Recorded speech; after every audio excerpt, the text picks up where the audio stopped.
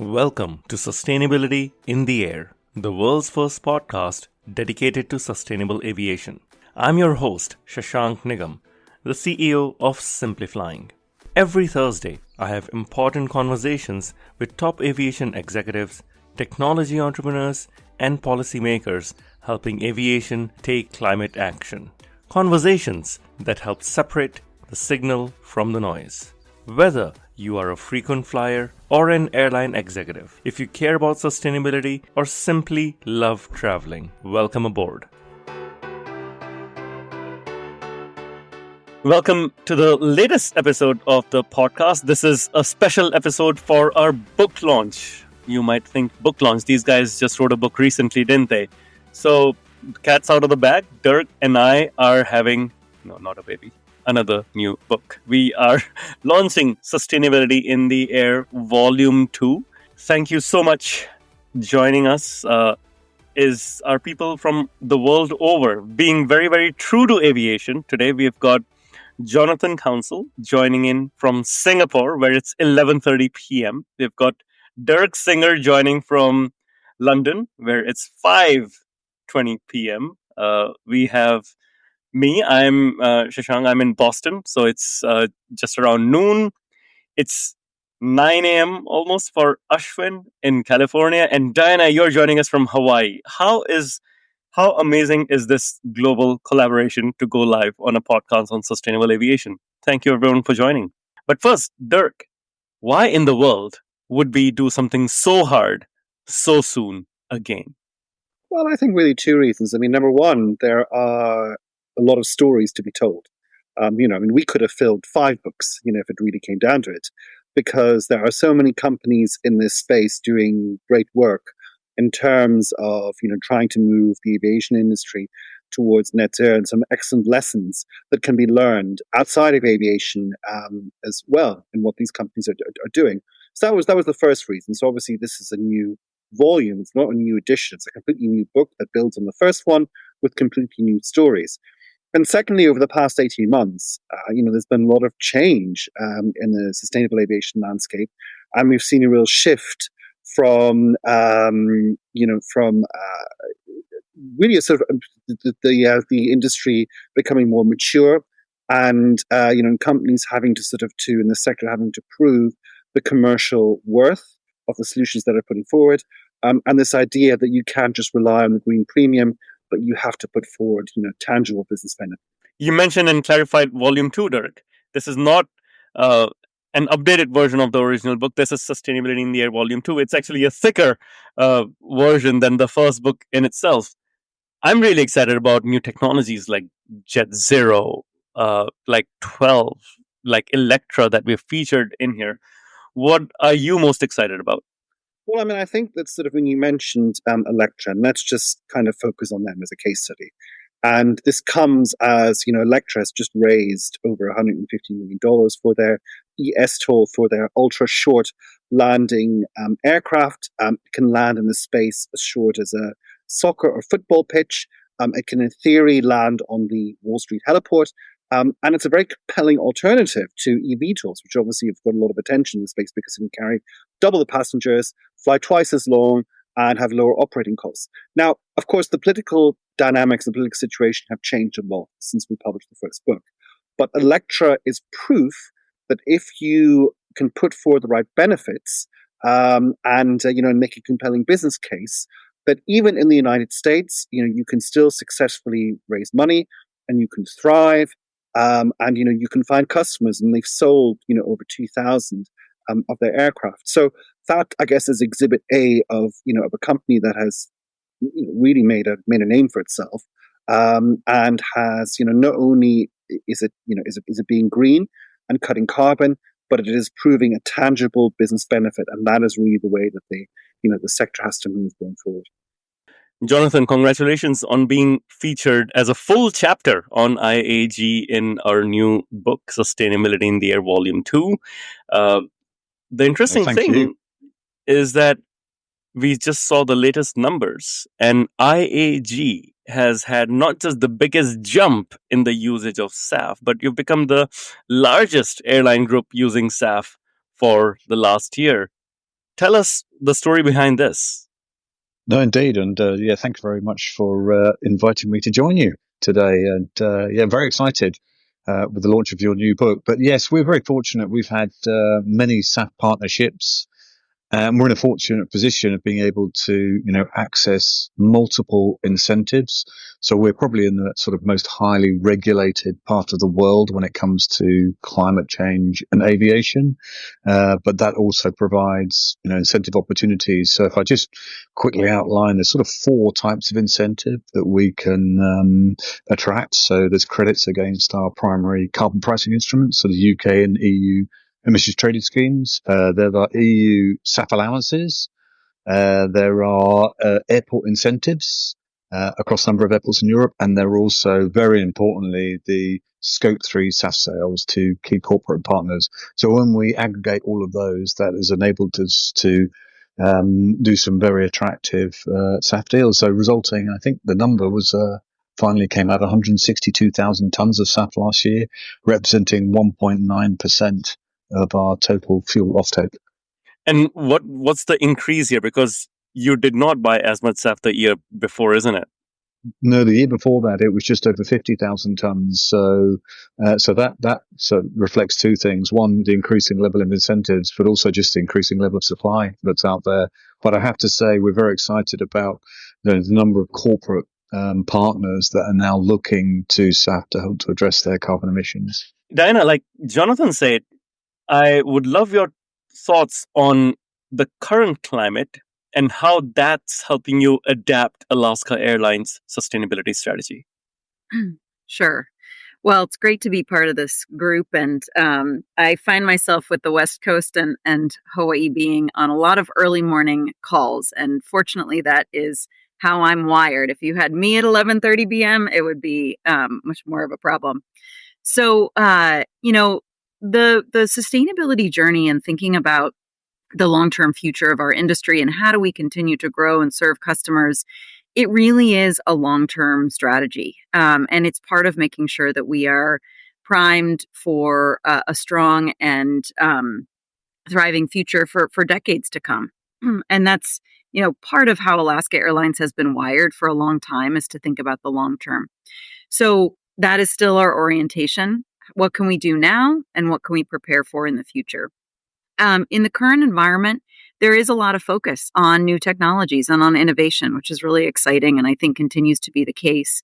And a lot of bipartisan support for new technologies to make sure that we're ready for a strong energy future and to make sure that we're leveraging economic opportunity for things like using agriculture-based feedstocks for sustainable aviation fuel. 12, who we'll hear from in a bit, located their plant in a place that was optimal for them, but also in a part of Washington state that needs new industry. And it's really exciting to be creating jobs in that region. So I think that's, the orientation that we have to think about the long term, but to invest now to get there is very consistent with the idea of innovating now, investing in innovation now, creating new AI solutions we might talk about a little bit, but also creating economic opportunity for rural areas and other areas of our country. So there's some shared benefit there.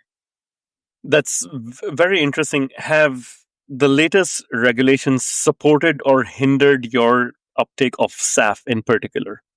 There's been a lot of support over the last few years in the supportive direction, or a lot of action in the last few years in the supportive direction.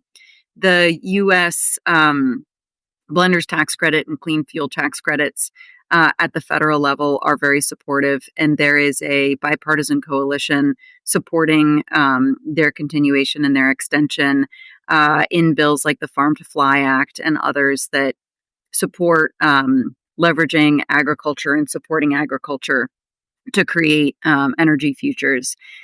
In addition, in various individual states, it started on the West Coast, but really it's kind of going across the country now.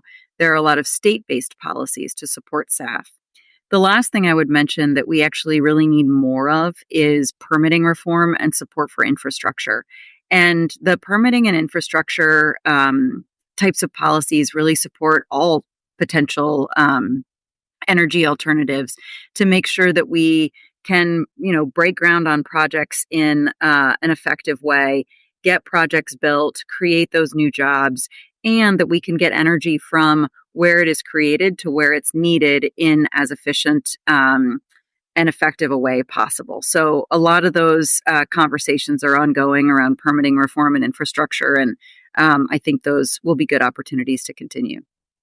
Very interesting. Thank you for sharing that perspective, Diana, from across the pond, the big pond here. Ashwin, I'd love to bring you in. 12 has not just fostered partnerships with Alaska Airlines, but also IAG.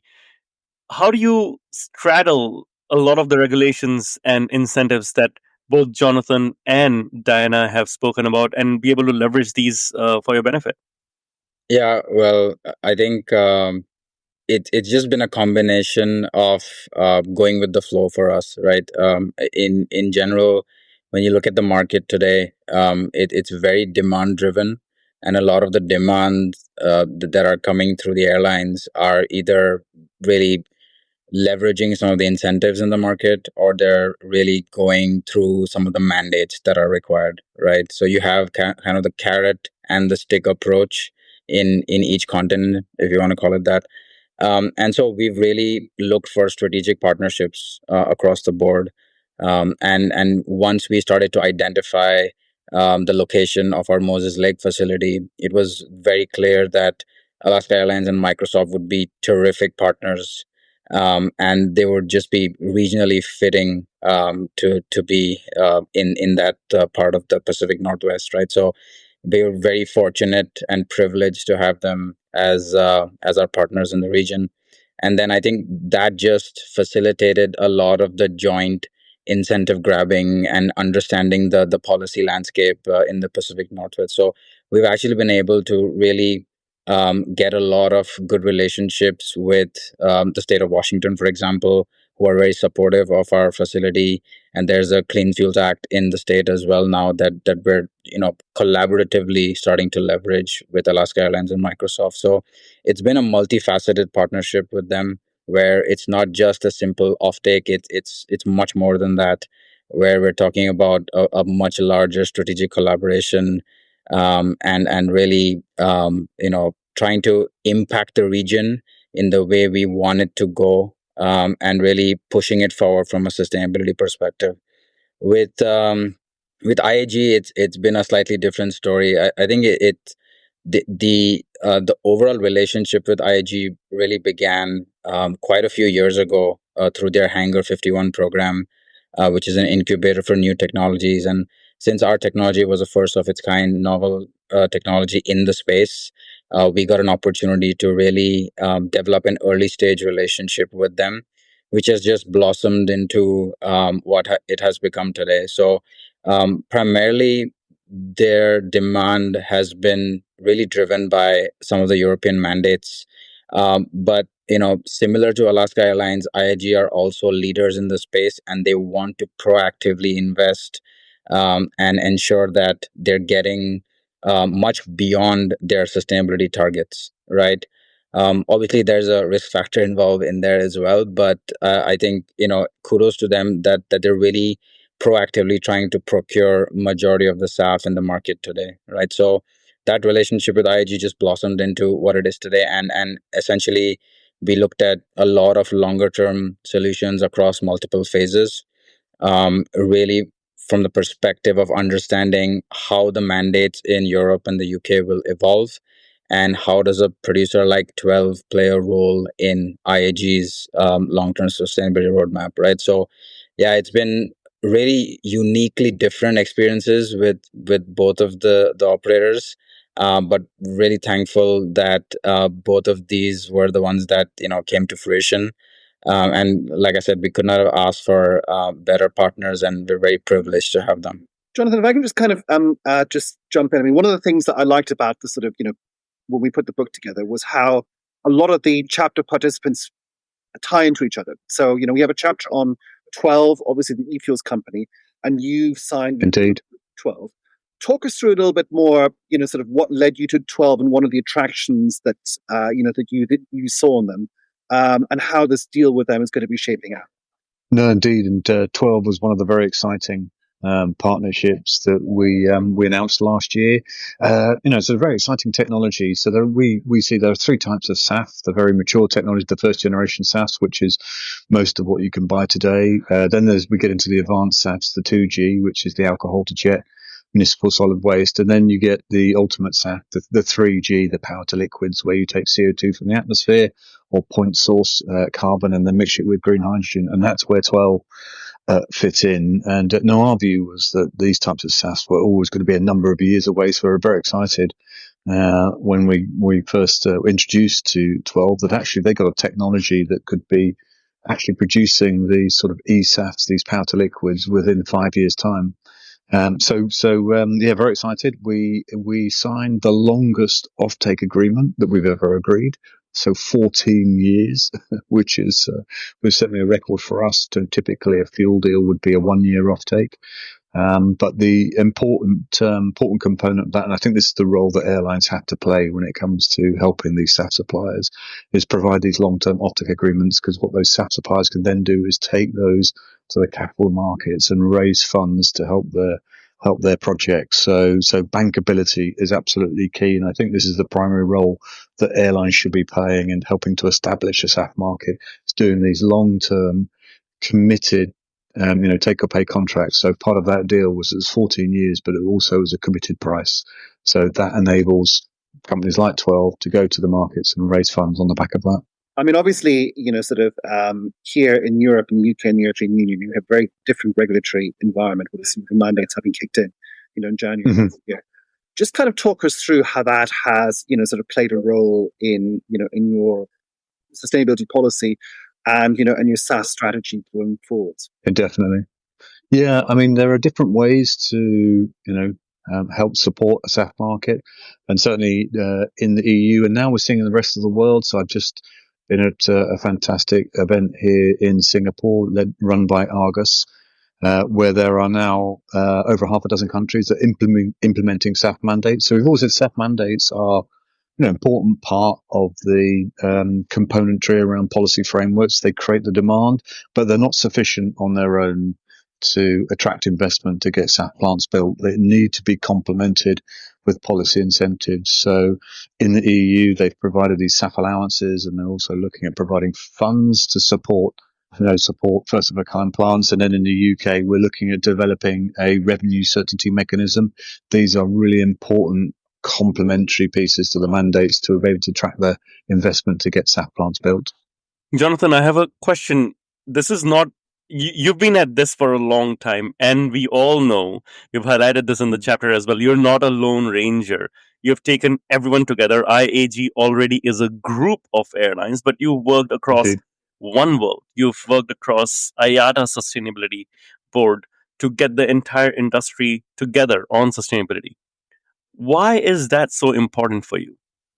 Yeah, we see very much climate change as an industry challenge. No one airline can solve it. And our view is, we have to follow the science.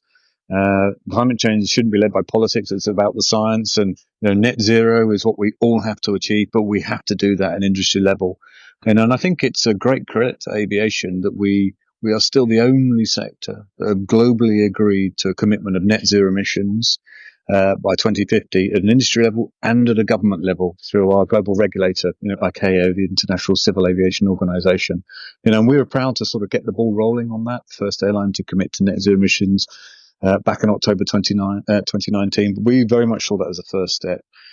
So the next step was to work with our partners within One World. So they committed a year after that. And then our industry association, IATA a year after that. And then ICAO a year after that. So great credit to the industry that we've made that commitment, but the focus now very much has to be on delivery. I mean, just sort of tying on to that point, I remember that, when Shashank was at SAF Congress last year, and of course we have the next one coming out, there was we sat in the panel, and the statistic that I very well, remember was that, there were 33 SAF plants around the world outside of pilot production that are up and running.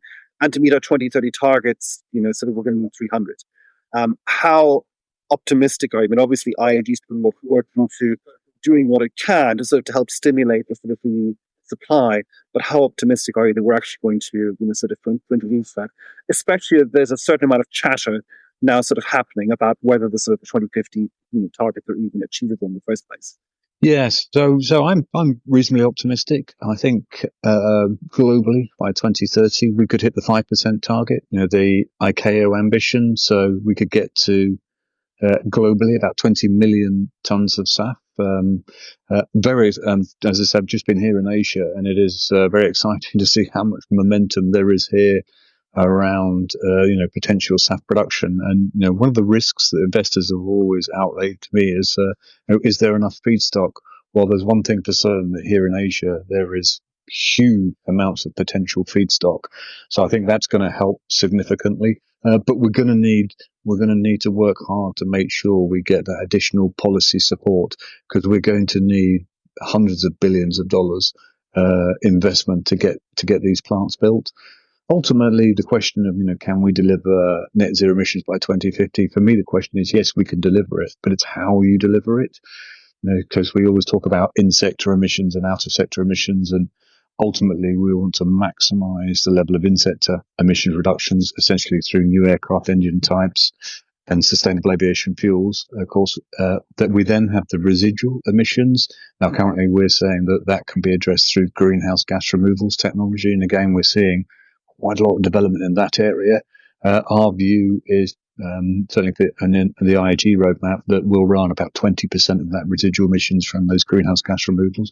Of course, we might have to vary the amount that we use that technology for in terms of addressing that residual base. But certainly the priority is to maximise the level of in-sector reductions. Yeah.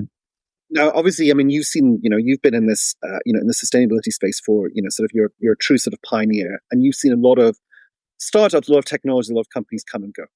We published the last book. We had a number of high-profile casualties. We had universal hydrogen, we had fulcrum bioenergy. Indeed.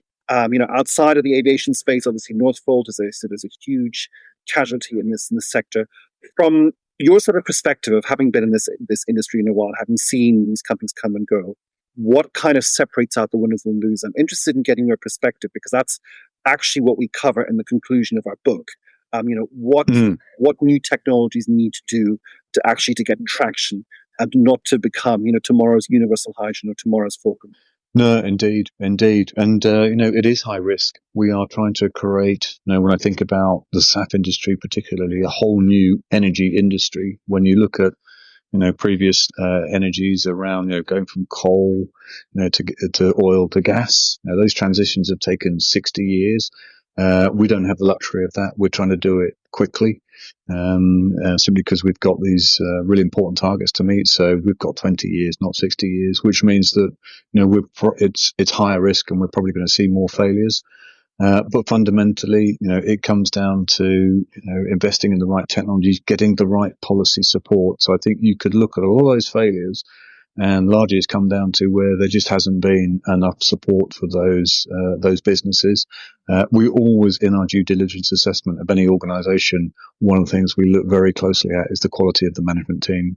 So you do need highly skilled and expert individuals. That you need the entrepreneurial flair, the technical expertise, and also the ability to get policy support. So it's a rare mix of skills and individuals that these companies need to ensure they're going to be successful. And the good news is all three of you are in our new book. So that's even better, where we get to tell the story in detail. Now, Jonathan touched upon this earlier, where the fourth lever he talked about is Scope 3 partnerships. Diana, you mentioned, and Ashwin, you too mentioned the partnership with Microsoft. Diana, are you able to share from an airline perspective, why was this Microsoft partnership so critical in making what you did with 12 happen? Yeah, thanks for asking about that. It really was an exciting thing to do this three-way collaboration straight from the beginning. And it was multifaceted. It wasn't just focused on offtake. It was, as Ashwin said, focused on communications, education, customer engagement, at policy advocacy, regulatory environment, as well as actually bringing the product into regular operations at Alaska Airlines, which we're looking forward to later this year or early next.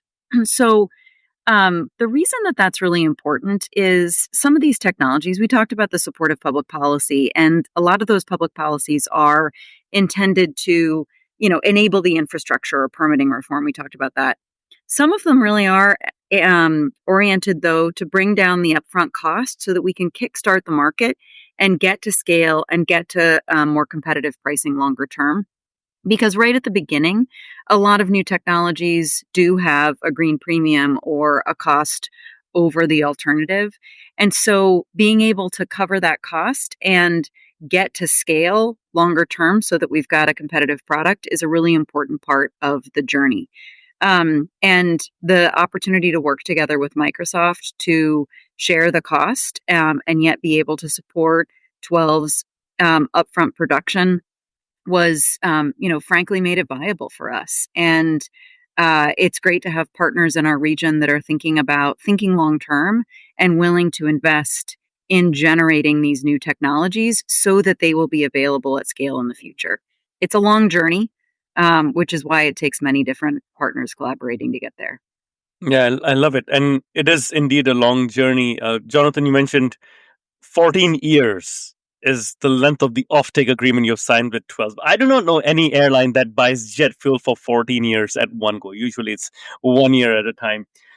Ashwin, do you want to shed some light on the importance of innovation in commercial terms rather than just technological innovation that's needed to make sustainable technologies viable? Yeah, I think when you have a first of a kind technology, the commercial innovation simply just has to follow, right? You just have to be thinking outside the box and looking for really innovative solutions. And in this case, I come from an airline background, so I really understand the pain here, right? As SAF is slightly more expensive than conventional jet fuel. Um, I Just slightly, did you Just say? slightly, yeah, just a little bit. It's really difficult for an airline that already has thin margins to really justify an additional cost, right? And when you start looking at some of the premiums out there, right, especially with the higher capex that we have to absorb up front, those prices get sometimes much higher than an airline would want. So having an entity to really step in and share that premium really becomes paramount, right?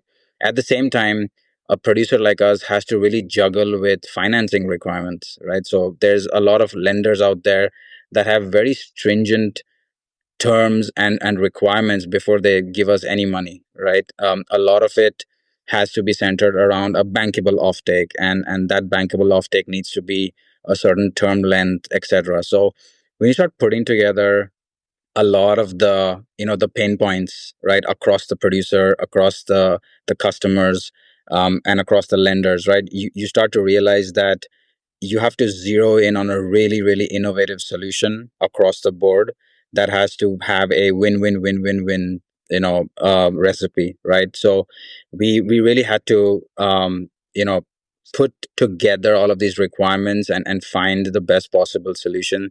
And in many cases, it ended up being that a tripartite agreement really has a lot of value. A long-term bankable offtake has a lot of value. So it ends up unlocking some of the untapped potential in the marketplace out there. And at the end of the day, we are in essence competing for dollars, right?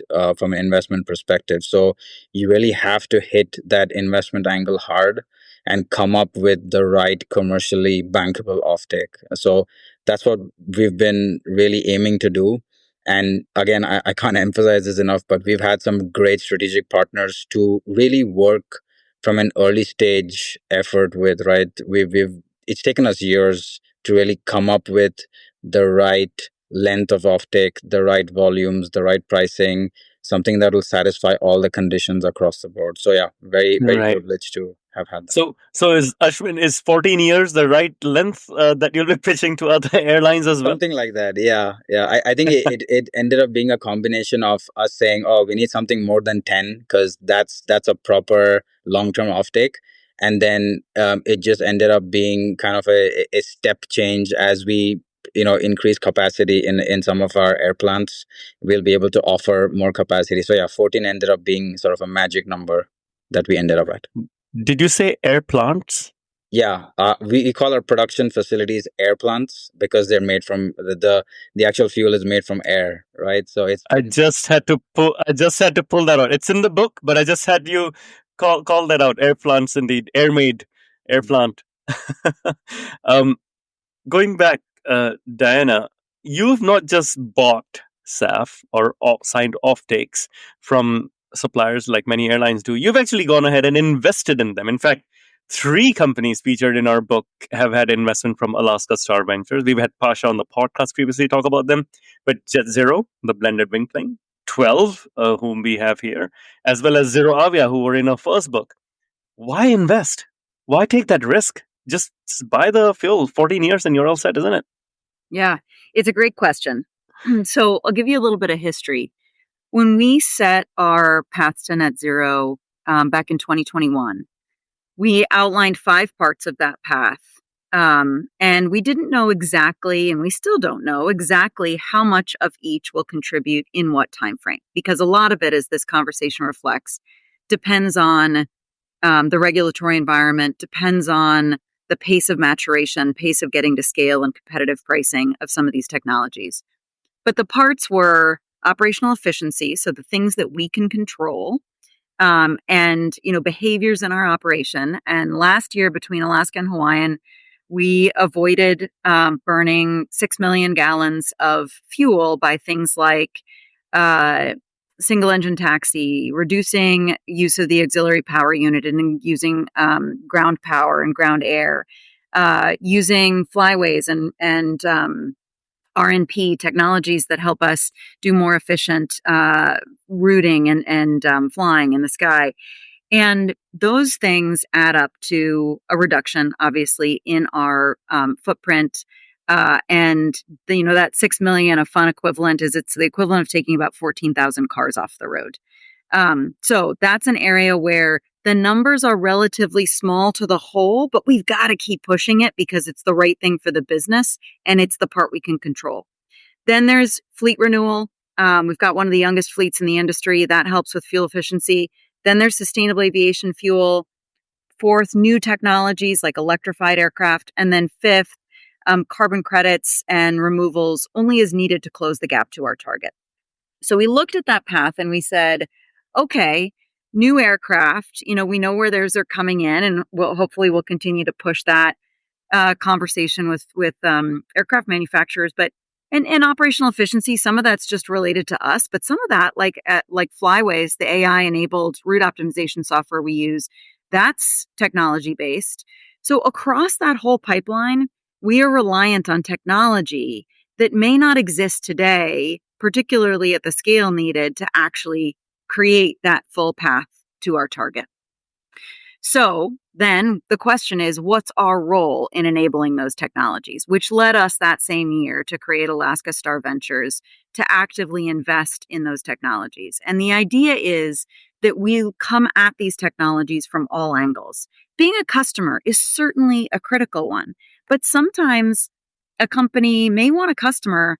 They may want to actually better understand how our industry works, how procurement works, how operations on the airfield works. And so we can offer that kind of in-kind intelligence about our business. Sometimes they might want, recognition of the brand to multiple other customers, our guests, our corporate customers.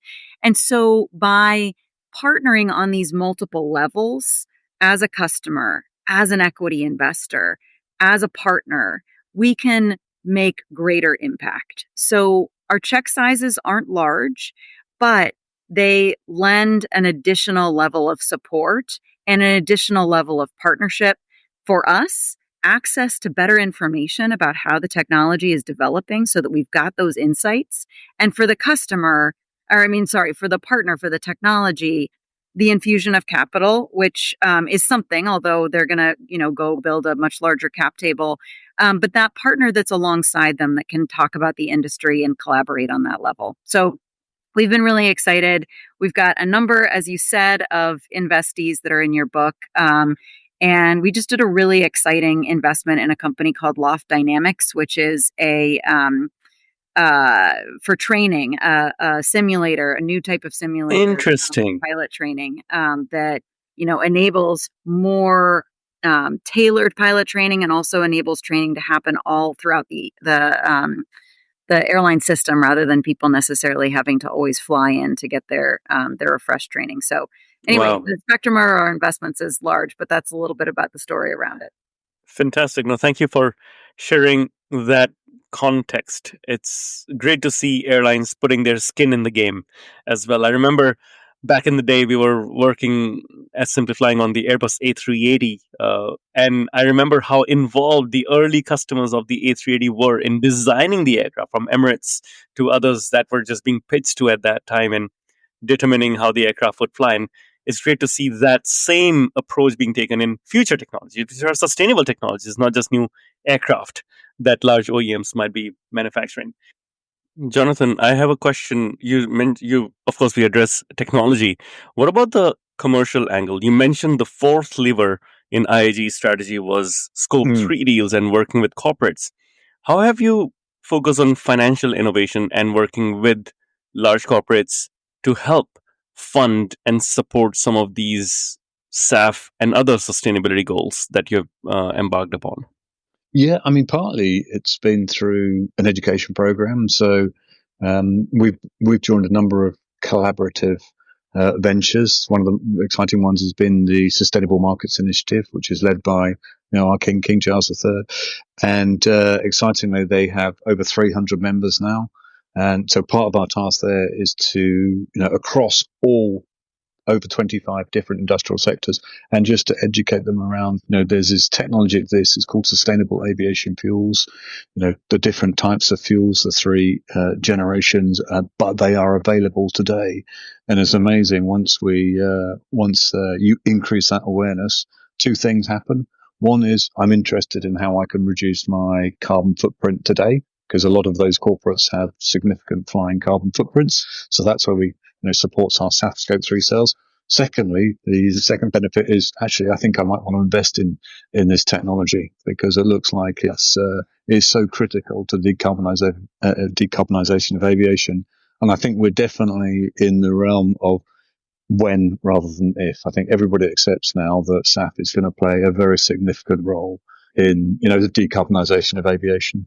Why don't we just talk about hydrogen? Because obviously, IAG, Sure. has made investments in Zero Avia. In Zero Avia, yep. Yes, yep. And the other day I read the latest piece, in the Wall Street Journal about Airbus, backtracking somewhat on its hydrogen commitments. Just talk us through how you sort of see the potential for hydrogen aviation going forward, bearing in mind that that Airbus appears to be much less ambitious, about it than they were, even 2 years ago. Yeah, I mean, our view is, we need everything. We're a hard to decarbonise sector, so we need everything. We think there is a role for hydrogen, but it will take longer. There are some fairly significant technological hurdles to overcome, and not least, not only have you got to develop the sort of hydrogen-powered aircraft, you've got to develop the supply infrastructure. So unlike SAF, it's not a drop-in fuel. You do need to modify all of your supply infrastructure, which will take a significant amount of investment, as well as developing new types of aircraft. So our view is, they will have a role to play, but for smaller aircraft, shorter range. So in our latest roadmap, we think the proportion of our carbon emissions reduction in 2050 will be around about 5% will be coming from hydrogen. And that's hydrogen-powered aircraft, because we don't believe, we're probably not going to see the first aircraft in service until the early 2040s. And as I say, it will be shorter range, smaller aircraft. But overall, we fundamentally support the whole development of hydrogen infrastructure, because, of course, power to liquids, there's a great synergy between hydrogen-powered aircraft and hydrogen for those third-generation SAFs, where you need abundant supply of green hydrogen. So there is a good crossover between the two technologies. a few of you have mentioned, of course, being in the book. I'm curious. You've all been on the podcast before. We've all known each other, I think, for a decent amount of time. Why is being in the book interesting or different than just having an article about Alaska and or having 12 written up in the Wall Street Journal or New York Times? Why is it different being in a book? I think the book is special. That's why, right? That's kind of my short answer.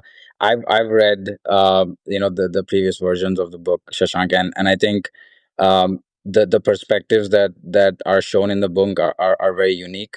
The other angle is that sustainability is not talked about as much as it should be, right? From certain angles, I would say, right? There's obviously conferences and events, and we're all burned out from traveling to all of these conferences. But putting these things in a book requires an extensive amount of research, an extensive amount of fact checking, data collection, etc.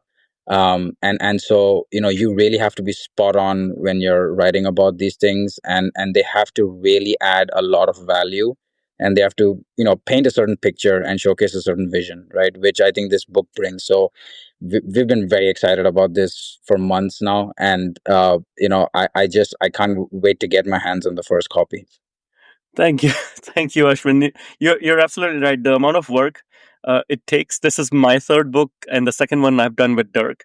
The first book was the hardest thing I'd ever done in my life, and I pledged not to do it again alone. So in the second one, I became wiser. I co-authored it with Dirk, and for the first book, we had done over 200 hours of first-person interviews, and that was just over 200 pages in the book. And right now, we're at 320 pages in the latest edition in volume 2. So yes, it is indeed a lot of hard work, and I'm glad to hear that it's appreciated by the industry as well. Diana, your thoughts? Yeah, I thought Ashwin's answer was great, and it is special, and congratulations to you. There's a couple things. One, I think the act of actually telling the story is a really good exercise, and just speaking personally, it really sort of forced us to reflect and better clarify why did we do things a certain way, what did we learn, in some cases, like what didn't work, what did work, and that act of reflecting, I think, makes us better in future initiatives. So I thank you for the opportunity to do that. There's also, we want to support the technologies that we're aligned with and invested in, and it's a partnership, and it's a business value proposition. We are 100% invested, literally, with financial resources in 12's future. And we want them to be successful because we want to get a return on that investment as well as see the technology flourish. And I truly believe that having more people aware of these technologies really helps build the groundswell of support, whether they are direct customers or not. I often talk about, like, I want these technologies to be as normal as solar power. Solar power, like you see solar panels on roofs, that's just a normal part of our energy ecosystem right now. And a lot of these technologies have that opportunity. It might take a decade or two to get there, but the more we can normalize it and share and learn in the near term, the better off we will be. So, and I think you do a really good job of translating these technologies in a way that speaks to those of us that are like sort of geeks in it and like to go deep, but also to people that might not be as close to it and but are just find it interesting, and so growing the tent.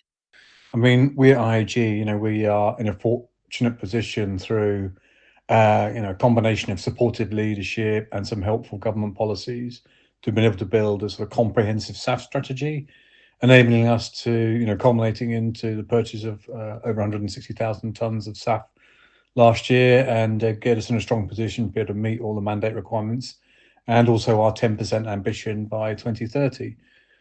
So this book really we see as a great opportunity for us to share all the lessons we've learned and to help other airlines and those in the SAF value chain really develop their own successful SAF programs. And that's why I think it's a great idea, and we're very happy to be a part of this initiative. This truly resonates with me because when Dirk and I thought about doing the volume 2, we realized that the first book for the first time, took all of these conversations out of the echo chamber, which are the sustainable aviation conferences. We often meet and talk about these things, but beyond us, even within the airline industry, I don't think people have been very familiar. But suddenly, the book was on in Waterstones in London and in Indigo chapters in Canada, and there were these bookstores. People were picking it up. I have pictures, photos of people seeing the book in bookstores, and I know that there are a few universities the book is being taught at, libraries that are stocking this. And guess what? Our hope is that the book will be found in a library 20 years from now, where somebody picks it up and learns about the stories of pioneers of, hopefully, Diana, if your vision comes true, pioneers of what seems commonplace in 20 years from now. But these are the challenges we faced, and these are the difficulties we had to overcome. And that was the vision Dirk and I started with. And I'm so glad to have worked with all three of you and so many more who are in the book to bring this to fruition.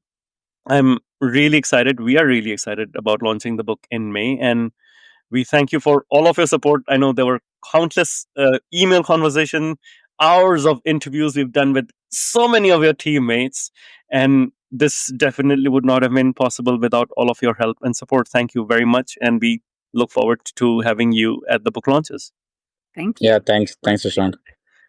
Fantastic sharing by Jonathan, Diana, as well as Ashwin. Dirk, when we started writing the book, we wanted this to be a practical roadmap for success in sustainable aviation, distilled into lessons that apply across the sector.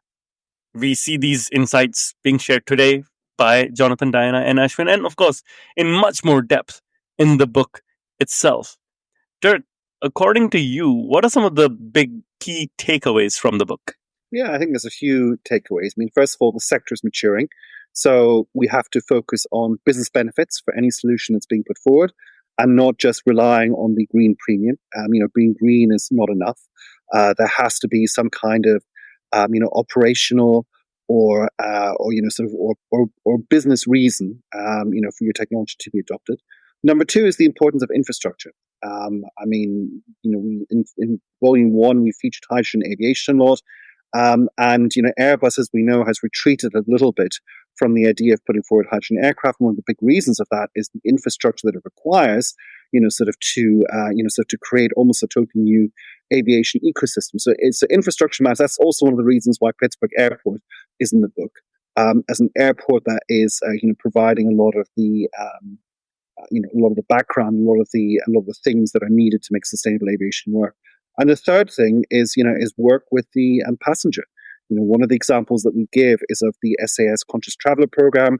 There's also Lufthansa Green Fares, and starting to educate passengers and bring them with you on the journey towards sustainability. I know we have shared lots of exciting snippets from the book today already. I cannot wait to launch this book. We are launching the book at multiple events. Dirk and I are on a book tour from Amsterdam to London and Farnborough to Pittsburgh to Seattle to Dubai later in the year.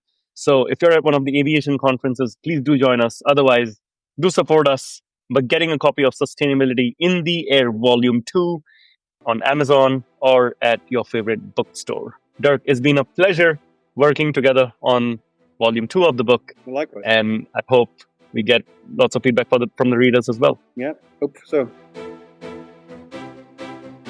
Thank you for listening to this episode of Sustainability in the Air. Aviation is one of the hardest to decarbonize industries, yet there are multiple paths to get to net zero. Awareness is key to a green future. So please give us your support to help our sustainable aviation insights reach a wider audience. You can do this by sharing this episode on your network, on LinkedIn, Twitter, or even WhatsApp. Or perhaps you might consider leaving a review on Apple Podcasts, Spotify, or wherever you listen to this episode. You can start a conversation with us by writing to us at podcast@SimpliFlying, that's simply with an I.com. And for more content on sustainable aviation, please visit our website green.simpliflying.com and join the movement. Sustainability in the Air is an original podcast by SimpliFlying. The show is produced by Juraj Toth in Slovakia. Dirk Singer is our Director of Sustainability, who leads research for each interviewee out of Greenwich, UK. Shubhadeep Pal is our Supervising Editor based out of Mumbai and Singapore. The articles are written by Ayushi Badola in Dehradun in India and Meera Hull in Montreal, Quebec. Creative design is led by Lihia Esteve in Montreal. Baiba Drimain is the project director for the show based out of Valencia, Spain. Special thanks to Wendy Sim in Singapore. And I'm Shashank Nigam, the CEO of SimpliFlying and your host. Please feel free to connect with me on LinkedIn.